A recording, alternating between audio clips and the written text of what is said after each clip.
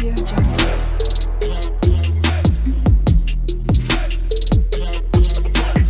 Audio Jungle. Anongtada yang live kasar blog na khoi myam taram nokchari ngasi video asidi akhoi gi jikti ingdam pantha changa bina ingdam thada kari kari hinjang phangde do mayam da jinghan gen tropani akhoi gi di haji hinjang khara thoe hangam khongdum ado ate udi thokri ado mayam da jinghala kai na ngasi video si semjabni mayam puna jingmina si nga ki matungda mayam sia hangam lai re sini hangam mai do hangam chaw re khoi hangam se haji ingdam pantha ni na hangam chaw phai na hangam jam thare anjing haina bawari am lai hangam jam na ingdam pantha da hangam jam chaw mi do hakchang dik phai haina hainai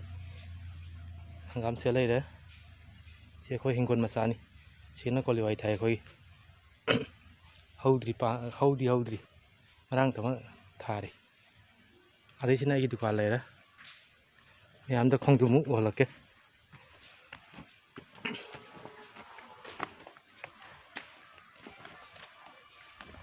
khoi hingon khawagi bera sabagi wa mayam tana lai ra siga oche tangkhayo khadi yo yam ta lai ra khongdum pan wa hum ni chang sina ngoji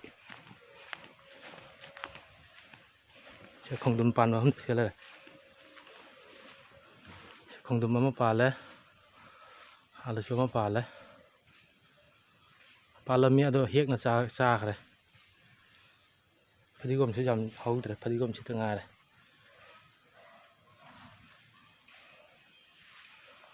ro mayam su ingdam bandagi yang chana ba horam ne khalli khoi hingon macha ni sina jumana ki hingon macha suro wang da su hingon lei acho hingon lei mayam am jala winam keno ajena u phangdre khoi gi hingon gi khongdum pan be ka do ai keno ni mayam su ji ingdam thani na ingdam bandagi yang pam na ram ngani khalli do hangam chaning ma lerega se dum comment da haibiro dum hangam phangani khongdrum phangani ado hajik phaudi koliwai aludi thab ta ngai haudri mayamna mathau taraga su hauraba matamda ai amuk video do capture ado matung tabadi mayamna chaningba leiningba lerega su comment da haibiro adum phangani available phangani